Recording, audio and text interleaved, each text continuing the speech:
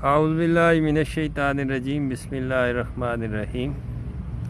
حکیم میاں احسن آپ کی خدمت میں حاضر ہے۔ اچھا، یہ ایک بوٹی ہے للٹن بوٹی، للٹن بھی اس کو کہتے ہیں، اور لالٹانا کامرا کے نام سے انگلش میں اس کو پڑھا جاتا ہے، لالٹانا۔ پردیسی بوٹی اور پنجابی زبان میں عام طور پہ سرائکی میں پٹ سیاپا کے نام سے، تو یہ بڑی تیزی سے پھیلتی ہے۔ کئی لوگ اس کو سدا سہاگن کا نام دیتے ہیں، لیکن سدا سہاگن ایک الگ بوٹی ہوتی ہے، یہ سدا سہاگن نہیں ہے۔ للٹن بوٹی ہے، سرد تر مزاج کی ہوتی ہے۔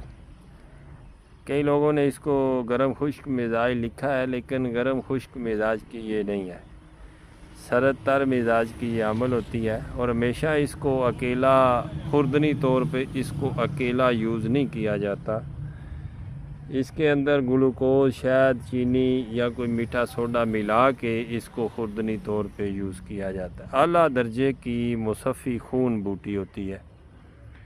عام طور پہ یہ بنجر زمینوں پہ، ویرانی زمینوں پہ، سڑکوں کے کنارے یہ مل جاتی ہے، اور جہاں پہ یہ اگتی ہے بڑی تیزی سے پھیل جاتی ہے۔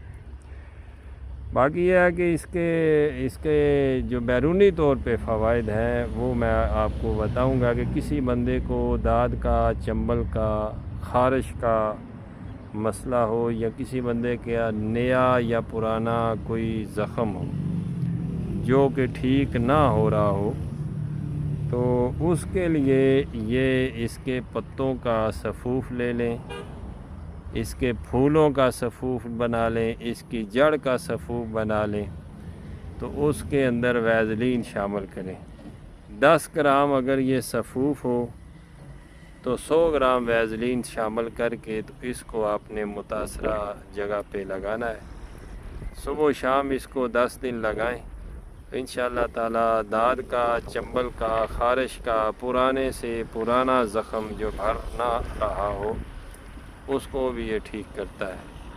باقی اگر کوئی زخم کا جو ہوتا ہے وہ آپس میں جڑ نہیں رہا، مل نہیں رہا، اس کا زخم، وہ کٹ جو ہے نا وہ ملتے نہ ہوں، تو اس بوٹی کا یہ جو پانی ہے، پتوں کا پانی نکال کے اس کے اوپر لگا کے اس کے اوپر پٹی باندھ دے، 2-3 پٹیاں کریں گے تو زخم آپس میں مل جائے گا۔ اعلیٰ درجے کی مصفی خون ہے۔